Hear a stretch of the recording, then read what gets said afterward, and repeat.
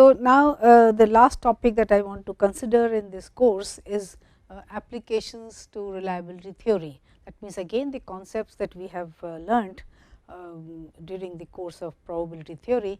Want to show you some applications. Of course, some everything may not be very new, but still we want to put them all together, so that you have a good feeling about. And of course, see, the reliability theory is a very it's become very important now with systems, very complex systems coming in, and then besides that you have lot of dependence on the systems functioning. Otherwise, if something fails, then lot of things are connected with it also fail, and there is a chaos. So, there is a very growing area, and we see that the applications are really interesting and very meaningful. So, you can model situations here also through the tools that we have learnt during the course. Okay.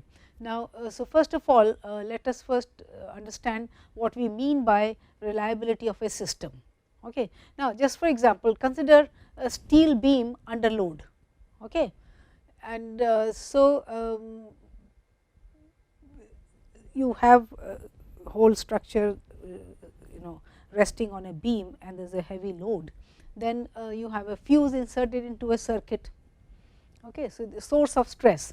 So, there are systems, and then there are some source of stress. So, here and for example, an aeroplane wing, the planes fly at high speed, there is lot of friction, and so there is some sort of stress on the aeroplane wing also. Then electronic device you have, this is when it is functioning, again that is a sort of a stress, and therefore, so one can go on and writing a number, the list can be very, very big, anything that you use as a tool, and then so when you are using it, there is some stress, some kind of stress on the tool, and so things will change or things will happen. So, that means, so you have a source of stress, you have a system, that means a component or a whole system, and then you talk of state of failure. So, what can happen? The beam can crack, right, and similarly a fuse can burn out, or the aeroplane wing can buckle because of pressure or stress, and an electronic device can just fail. You suddenly find that your PC is not working, or your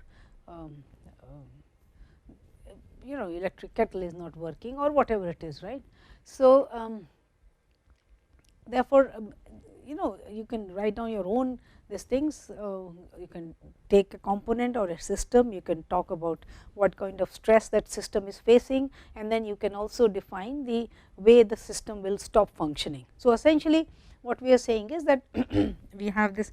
So, now here we can, and suppose I define so therefore, so we need to talk about time to failure or life length, and it will be a random variable. And why? Because you see, if you take identical components under identical stress, may fail at different and unpredictable times. You really have no idea, sometimes a thing just stops working. So, some may fail early, some may fail at later stages, and so on. So, therefore, you can see that whatever the systems we have talked here and talked about, and many other, you see that you cannot really for sure say that okay, this component or this system will work for so long. So, there is a lot of unpredictability. They are not. So, these things can not be predicted very well, and therefore, because you never know how the stress works on a particular component or a system, and also the manner of failure also varies, as I told you, because the beam will crack, the fuse will burn out, and so on. Okay. So, yeah, so the manner of failure, you can say fuse working one moment will fail the next moment, right. You find that thing is not working. You were having good output, the radio was functioning very well, broadcasting, and suddenly it goes away, goes out. So, the beam steadily over a long period it becomes weaker and weaker, and then it cracks, right. So, here again, and and so many other situations you can talk about. So, therefore, it is reasonable or it is appropriate to construct a probabilistic model and then treat the lifetime of the system or the component as a random variable. So, this seems to be very appropriate, and now what we will do is we will talk about different models that we can use for predicting or for the lifetime of a component or a system, and we will be using lot of tools that we have learned so far. But so first of all, let us define, because now with the understanding that what we mean by a system failing and the manner of failure can be very different, and the unpredictability of these components or systems failing under different situations. So, we can now define reliability of a component or a system at time t, say by R t. So, we will define, so R t will be the will define the reliability of a system, and we will say R t is equal to probability t greater than t. So, at time t we want to know the reliability of a system, then this is equal to probability t greater than t, where t is the life length of the component. So, suppose that we are talking about a component, then t is the life length, and we want to know the probability that t will be greater than t, and R t is defined as the reliability function. So, this is the reliability function, and so for different values of t we can get the value of this function, which will tell us the probability that the system is functioning at that time, right. So, essentially when we say that R t, when we are computing this way, this probability. So, if t is the life length, that means here it is saying that the life length is more than t. So, that means at time t, when you are computing this, the system is functioning, right. So, the probability is not 0. Well, I am not saying that, I am saying that the probability that t is greater than t, that means the life length is greater than the so, the system is still, that is how you will interpret this, because this is the life length. So, the lifetime of the component is greater than t. So, at time t, that means it is functioning, the system is functioning. So, this is what, right. Now, if for a particular item, suppose R t 1 is 0.95. Okay. So, at time t 1 you compute this and it turns out to be equal to 0.95. This means that that approximately 95% of such items used under similar conditions will be functioning at time t 1. Okay, this is what we mean. So, therefore, 95% of the items will still be functioning, at time t 1. So, this is what we mean by so probability being 0.95. Okay. So, probability that the life length is more than more than t 1. So, this here, this you will write as equal to probability that t is greater than or equal to t 1, sorry, t greater than t 1. So, that is equal to 0.95. So, this probability is 0.95, that means 95% of such items under similar conditions will be functioning at time t 1, and we continue with the. So, you see we saw that if f is the PDF of t, of the random variable t, the probability density function. So, in that case we can write the reliability function R t as t to infinity, because remember this is probability t greater than t, right. So, therefore, this will be the integral of f s from t to infinity. So, because we were saying that this definition tells us that the reliability gives you the probability that the system is functioning in the interval 0 t. So, it has not, that is it has not, sorry, the way to say it is that the reliability tells you that the system is functioning, has not failed in the interval 0 t. That is the better way to put it, right, because the lifetime is greater than t, that means the system has not failed in this interval, right. So, it can fail anywhere in the interval t to infinity. That is what reliability is, right, probability t greater than t. So, that will be written as t to infinity integral of f s from t to infinity, which if a capital F, as we denote the capital F as the CDF of cumulative density function of t, then this is 1 minus f t, right. So, this is what we can express the reliability function as. Okay. Now, we will associate another function with reliability, and which is with the random variable t, which is the failure rate z, and this is also called the hazard function. Now, if you recall, while talking about exponential distribution, I had introduced this hazard function, and of course, we did not talk much about it, only I showed you that if the PDF of a random variable t is exponential, negative exponential, then the hazard function will be a constant. And so, we will see many more interesting kinds of hazard functions, and but anyway, we had come across this at that time, but now I am using it. So, that is why I said that some of the things which I talk about here may already have been discussed, but we are putting them all together, so that it becomes a complete unit. Okay. So, now failure rate we are defining as Z t is equal to f t upon r t. So, the PDF divided by the reliability function, which you can write as f t upon 1 minus f t, right, from here defined, and of course, this is defined for f t less than 1, because remember f t is your f t is probability t less than or equal to t. So, if f t is equal to 1, that means and so this will say that the lifetime is less than or equal to t. So, if this is 1, then that means it is a certain event f t equal to 1. So, f t equal to 1 implies that by time t the system has definitely failed, it is a certain event, right. So, therefore, this has meaning only when the system is still functioning, and therefore, this is a reasonable condition to impose, that this is defined for f t less than 1, because f t equal to 1 would mean that the system has, or the component has failed. Okay. So, therefore, so this is their failure rate, and why is this, why are we calling it as a failure rate? This is the definition, but now let us understand why this does give us the failure rate of the system. So, consider the conditional probability t, capital T lying between small t and t plus delta t, given that capital T is greater than t. So, since I am asking for, see, the failure rate has to be after time t. So, here you have to consider the inequality, strict inequality. I cannot allow equality here, because my conditional event is that t must be greater than t. So, that is why you cannot write less than or equal to here. So, this is what we have to consider. I mean, what I am saying is that the event should be described properly.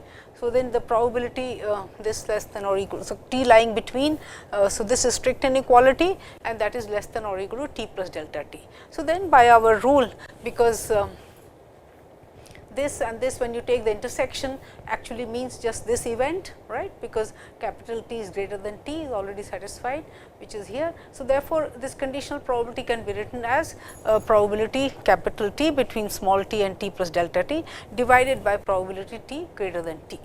And this integral form, if I take f to be the PDF, then this would be my failure law, then this will be t to t plus delta t f s d s divided by r t. Right. Now, for small delta t, you see, I can take this to be by the mean value theorem, or okay, here you do not need a small delta t. So, by the mean value theorem of integral calculus, this integral can be written as delta t, the length of the interval of integration, into. So, there exists a value point real number psi between the interval t and t plus delta t, such that this integral can be written as delta t into f psi. So, this is the well known mean value theorem of integral calculus, okay, divided by r t. Now, for small delta t, then I can say that this is approximately z t into because your failure rate is f psi f t upon 1 minus f t. So, then I can, because my, if the delta t is small, then this interval is very small. So, I can treat this as the value at t, and therefore, this will become f t, because if this interval is small, then your psi is close to t, and so approximately I can say this is equal to z t into delta t, because your z t is f t upon r t, and so this is what you are, and therefore, z t represents the proportion of items that will fail between t and t plus delta t, right. that means during the time span delta t. So, this is the proportion of items, and that is why we call it the failure rate. So, among those items which have not failed till time t, remember, because we are computing this. So, this is p t greater than t. So, all items which have not failed till time t, then the proportion of those which continue to work in the interval t t plus delta t. So, that is represented by z t. So, this is an interpretation of what I defined here, z t as f t upon 1 minus f t. Right. So, this was the conditional probability. So, lifetime is more than t, and therefore, this is so therefore, z t is the rate of failure. Right. So, that makes sense. Right. Now, we could define z t given the PDF of t. Right. So, given the PDF of t, that means the f determined z t z uniquely, the failure rate. The converse is also true. That means, if you are given the failure rate, then you can determine your t uniquely, determine your PDF f uniquely, and once you know f, then you know the cumulative density function also. Right. So, let us see that. So, the theorem is that if t, the time to failure, is a continuous random variable with PDF f, and if f 0 is 0, where f is the CDF of t, where capital F is the CDF of t, then f can be expressed in terms of the failure rate z t as follows. So, then f t can be written as z t into e raised to minus integral 0 to t of z s z s. So, that means, once I know z, then through this function I can compute my PDF. So, if suppose you somehow know the failure rate empirically or somewhere, then you can sort of compute the PDF also of t. Right. Okay. And of course, this makes sense. What are we saying, that f 0 is 0 implies that r 0 is what 1. So, that means certainly the function this is we are not going to, when the time is 0, then your system is not going to fail. It will take require some time. You start the function, the system working, or the component is working, then only after a little lapse of time there is a possibility that the system may fail or something. So, the reliability will be 1 at 0 time, and so this is not a this is a reasonable assumption that f 0 is 0, because you are talking of reliability, and the reliability comes only when the system starts functioning. So, some time has to lapse before you can say that okay, the component has failed. Okay. So, so with this condition, now let us start computing f from a given z, from the given failure rate. So, let us see, R t is equal to 1 minus f t. If differentiate both sides, that will give you r prime t, as so the derivative of f t is the cumulative density function, is the PDF. So, this is minus f t. Right. So, r prime t is minus f t, and therefore, your z t, which is defined as f t upon r t. So, for f t you are going to write r prime t. So, this is minus r prime t upon r t. Right. So, f t is minus r prime t, and therefore, if you integrate this from 0 to t, this is of the kind 0 to t r prime s, because that is what you have here. No? So, this is 0 to t z s d s, and this will be. So, now you have this integrand of the kind where you have numerator as the derivative of the denominator, and so immediately you know that this is the integral of this is minus ln, minus sign is here. So, ln of r s, log of r s from 0 to t. Right. And now, here you see this, that means this will be So, if you write it out, this will be minus ln r t plus ln r 0. Right. This is what this integral will be, but then since f 0 is 0, r 0 is 1, and log of ln of 1 is 0. Okay. So, therefore, this is there is no contribution from here, and you have minus ln r t. Okay. So, this since r prime since r f 0 is 0, therefore, r 0 is 1, right. And so, from here yeah z t is this. So, why should I write therefore, r t r t I wrote down this way, and this I just integrated 0 to t. So, r t is so this is ln r and this is ln r t. So, you have the equation that z t sorry. So, what have we obtained? Yeah, okay. Now, let that be there. Yeah. So, the long equation has become long, that is why. So, what we obtained is 0 to t z s d s is minus ln r t, right. So, from here we are saying that this implies that r t is, so ln is, so e raised to, remember when we write ln, it means to the base e. So, this will be e raised to minus 0 to t z s d s. Okay. And now, you have it from there, see from this equation our original definition, because you want to compute. Yeah, so I should have finished it here. So, once you have this, now your z t is f t upon r t. So, therefore, f t is r t into z t, and r t we have just computed as this. So, therefore, f t is z t into e raised to minus integral 0 to t z s d s. This is what our result was. We wanted to show this, and so given the failure rate z, I can compute the PDF of the life length random variable t uniquely. So, there is an interesting relationship between the reliability function r t and the mean time of failure. So, expected t would be the mean time to failure, right.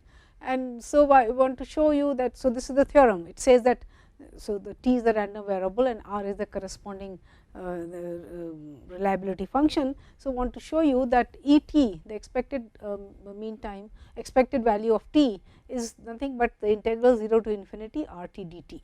Okay.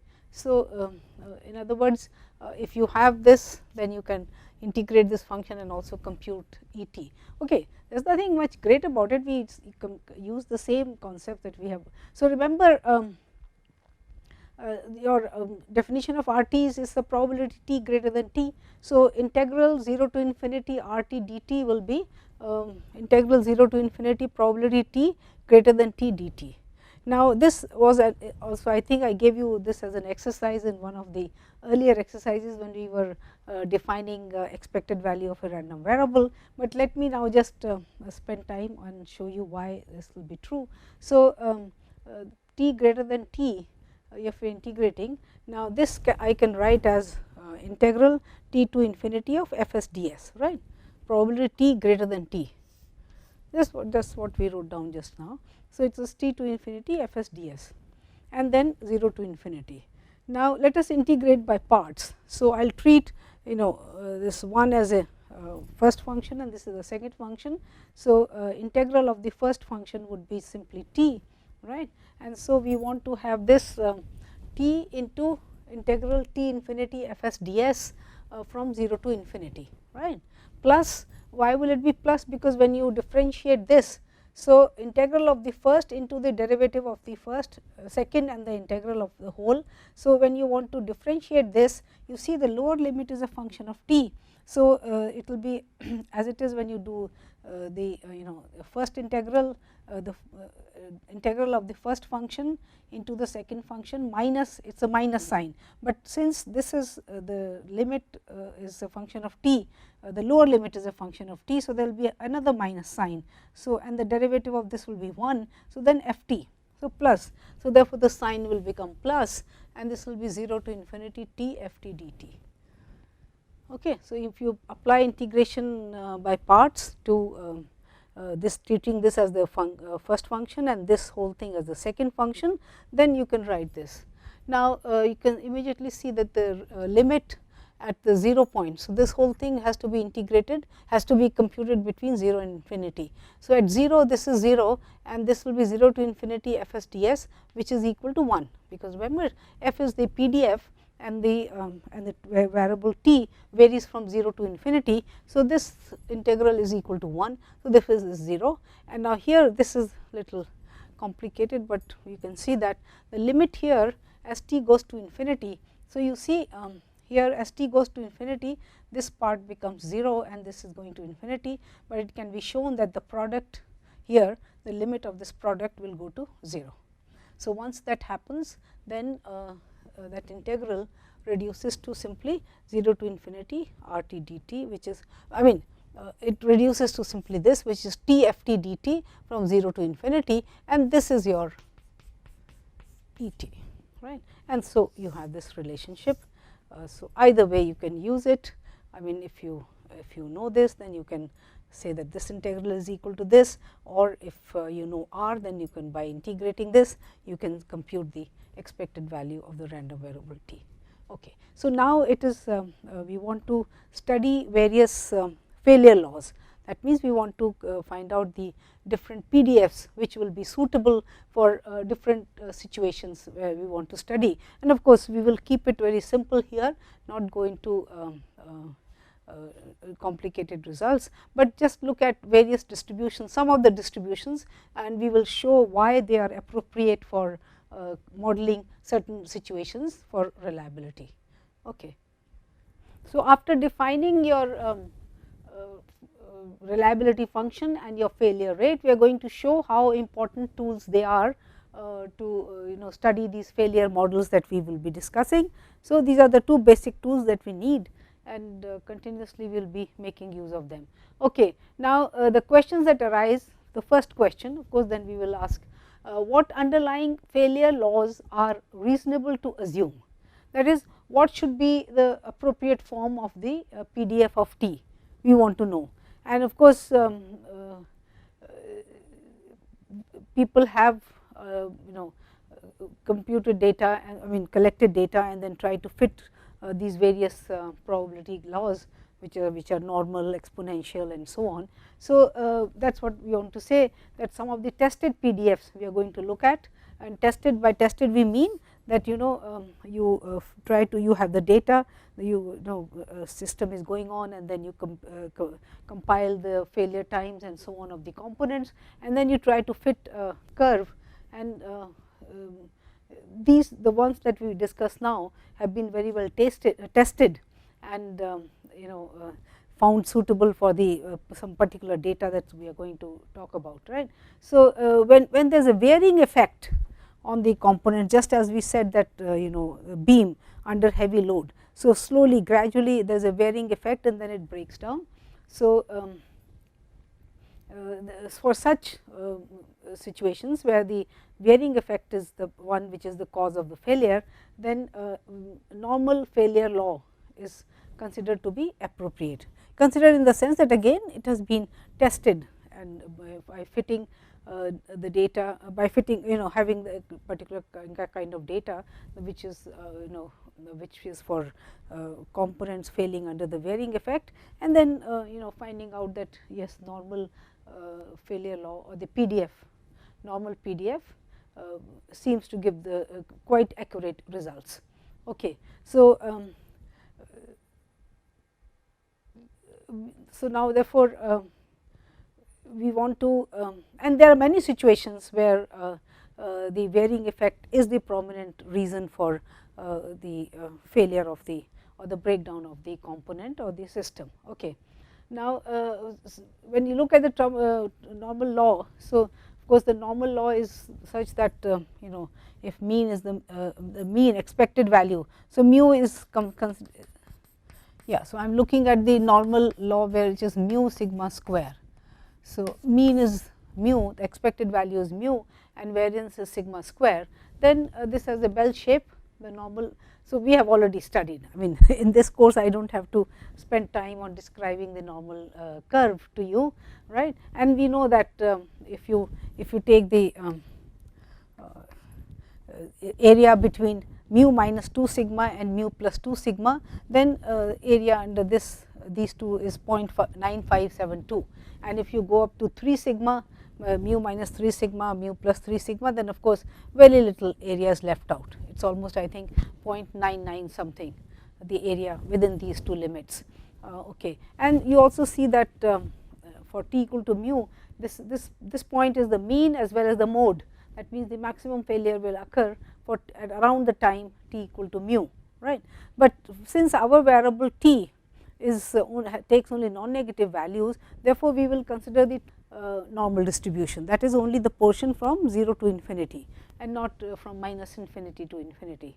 Okay. So, this is so normal failure law implies that most of the failures occur around t equal to mu, which is the expected value, and number of failures decrease as t minus mu decreases in absolute value on either side, right.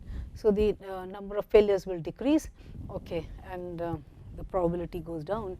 And so, for example, if you take normal failures law means that 95.72% failures take place for t satisfying this mod t minus mu less than mu. So, that means if your t is in this area, then so that it will be from 0 to infinity only this portion. Okay. So, we do not have to worry about the okay. So, whatever the mean, the expected value, the maximum failures will occur around this time. Now, if you look at R t, the reliability function, then the reliability function, so R t is equal to 1 minus probability capital T less than or equal to small t, right, because this is R t is equal to probability T greater than T, which can be written as this.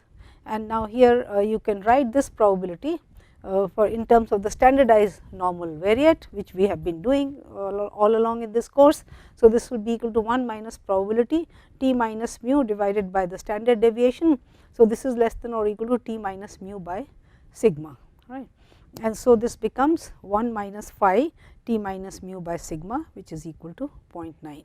Well, that I was just considering the value. Okay. So, this is the functional form for your reliability function, and if you plot it here on the t axis, then it will be something like this. So, at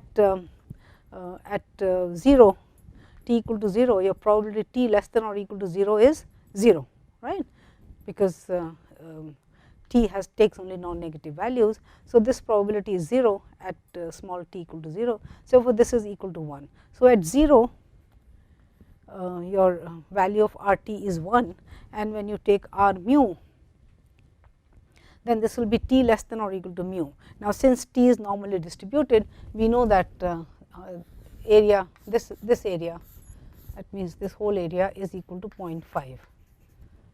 Right, half the area is on this side and half the area, it is a symmetric curve. So, therefore, this will be 1 minus 0.5, which is 0.5.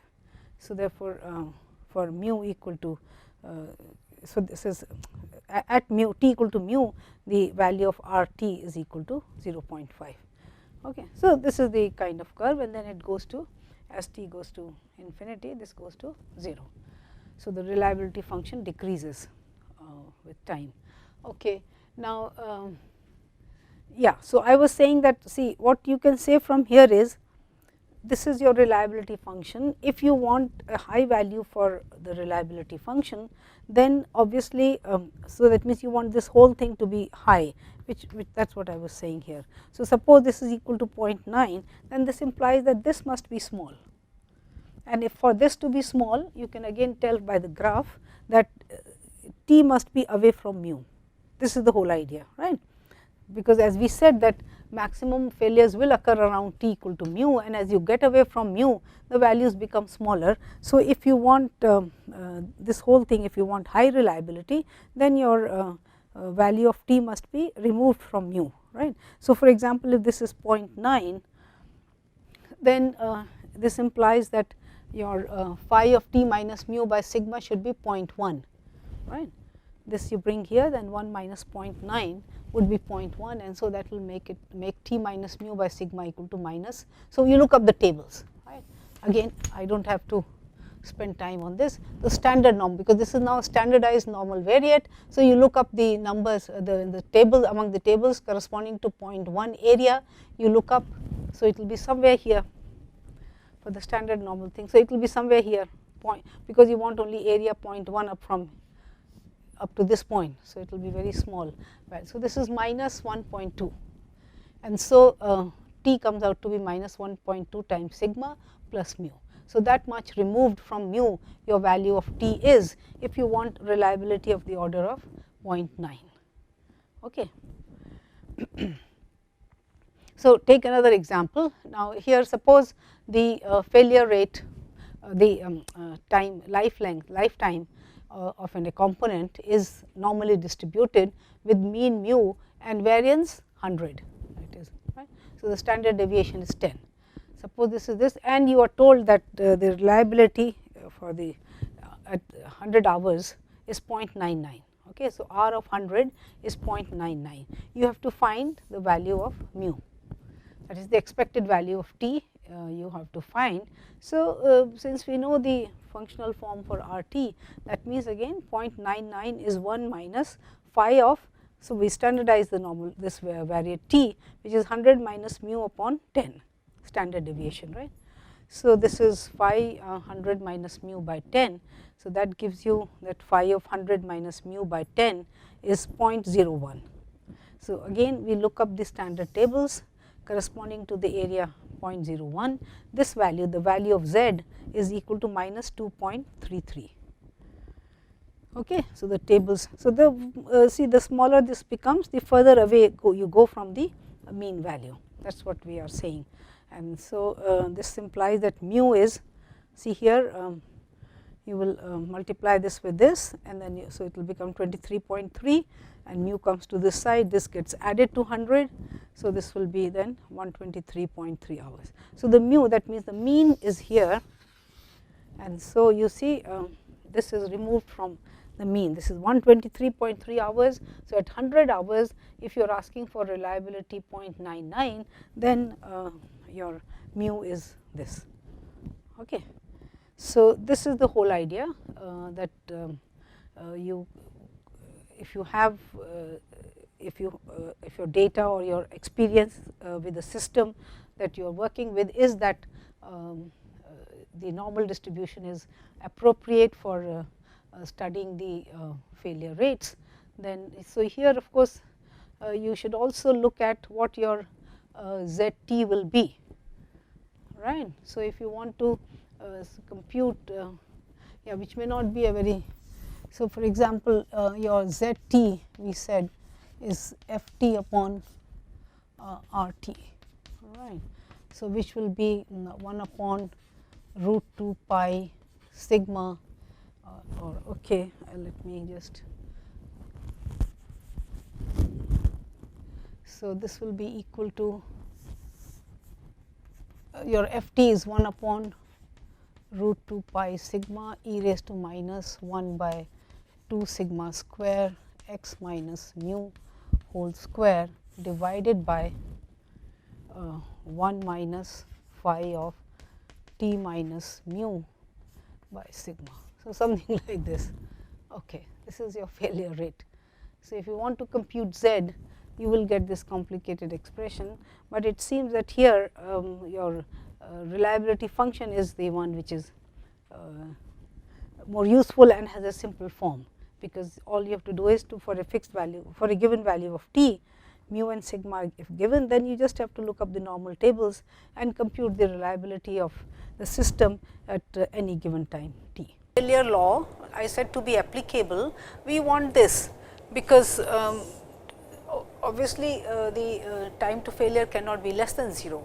It's only when the apparatus or the instrument starts functioning, then you talk about its failure time and so on. So, time to failure. So, therefore, since this is less than or equal to 0, and normally our the normal distribution extends from minus infinity to infinity, but what we are saying here is that the most of the curve should lie to the right of 0. So, that means here Yes, so the curve should be like this. So, very small area is to the left of 0. So, most of it lies to the right of 0, then the computations would be fine. Okay. So, this is very important. So, that means this probability t less than or equal to 0 should be essentially 0, and negligible, very small, that is what we want to say. Okay. Now, another way to handle this situation could be that I consider the truncated normal distribution. That means, you truncate when you may have your normal distribution this, and then you truncated this portion, and so that means then you would consider, but then since it has to be a PDF, so then you will have to. So, that is what I am trying to say, that a truncated normal distribution. So, if you consider the truncated normal distribution truncated to the left of T 0, then the PDF would be this, but that is not depicting the actual situation, because by this what we are doing is, since I want to call this a PDF. So, this integral, and of course, this is 0 for x less than 0. So, this is from 0 to infinity. So, what we are saying is that this will be from 0 to infinity, this will integrate to 1, but this is not what I want, because I want the normal failure law, but it should be such that the most of the curve lies to the right of 0, of t equal to 0. So, that is the meaning, and therefore, this of course, this will complicate your computations also, but besides that it will not give you the desired results. So, therefore, the truncated normal distribution is not to be considered. It is simply that keeping this in mind, we have to make sure that most of the curve lies to the right of 0. So, therefore, when we compute the probabilities, they would be approximately all right. And that, as I said, that the normal failure law is for the aging, where the aging is prominent. So, now we will study, we will look at the other failure laws, which have again been tested for certain different situations and have proved have proved to show good results. So, this will be exponential distribution and Weibull distribution and some others. Okay. So, let us look at the exponential failure law. Now, of course, obvious way to define the exponential failure law would be by defining the PDF. So, we say that the PDF of t is alpha e raised to minus alpha t, where t is positive, takes positive values, and then alpha is also some positive constant, right, and then we can obtain R t and Z t.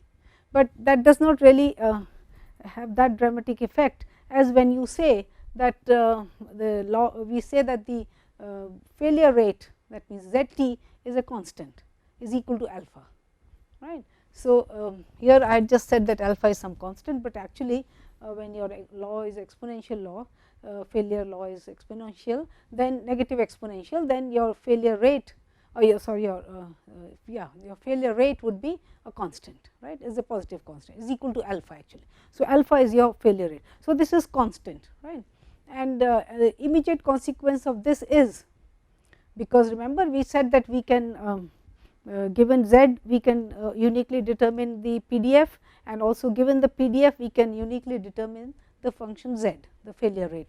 So, here you see the definition was that f t would be z t e raised to minus integral 0 to t of z s f s. So, here z is a constant. So, therefore, this is alpha into d s. So, integral this leads to t. So, t alpha, and here z t is alpha again. So, this is alpha e raised to minus alpha t for all t non-negative. So, therefore, this is your so immediately you compute the PDF of t, and converse is also immediate, because if you are given that the f t is alpha e raised to minus alpha t, then this we have already done this computation, but anyway let us just go through it again. So, z t is f t upon 1 minus f t, which is R t, and so f t is alpha e raised to minus alpha t, and you know that 1 minus f t is e raised to minus alpha t. Okay. This is probability t greater than capital T greater than small t, and so it will be e raised to minus alpha t, and so it comes down to alpha. So, this is the constant. So, your z t, the failure rate is constant. So, immediately we can write down this theorem that and so if I remember correctly, we had not done this part.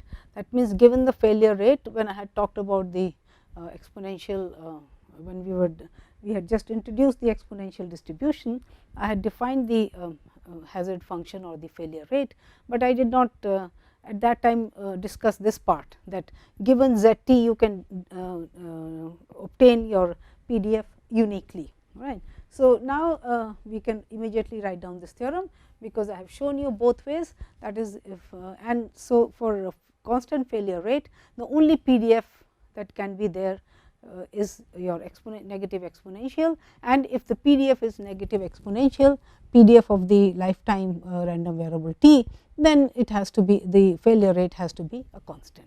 So, immediately we have the theorem that let t the time to failure be a continuous random variable assuming all non-negative values, then t has an exponential distribution if and only if it has constant failure rate. Okay. So, this is now a neat way to present the whole thing, that is there can be no other PDF which satisfies the condition that the corresponding failure rate is a constant. So, for constant failure rate would always mean exponential PDF. Okay. And constant failure rate implies that it is time independent, right. So, no matter that is, the failure does not change with time, the failure rate does not change with time. So, no matter, so therefore, this will be appropriate for situations where there is no varying effect, right. So, that means no matter how long the component has been working, it does not matter, it has no bearing on the failure of the component, it will only be some external. So, maybe I will come out with, in the next lecture I will try to show you some more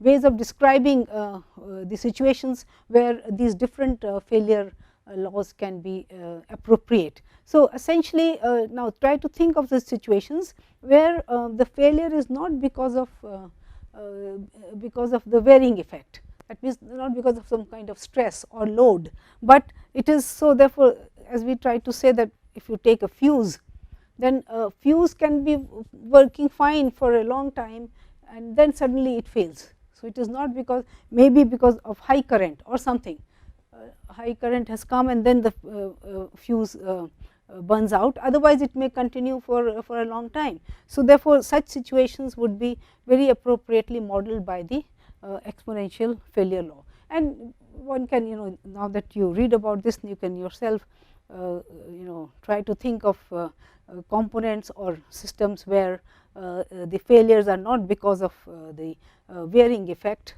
or this kind of some kind of load or stress, but it is a different kind of failure, and therefore, this can be modeled by the exponential law, and you can see that how effectively it will give you the parameters that you require for predicting things about the model. Okay.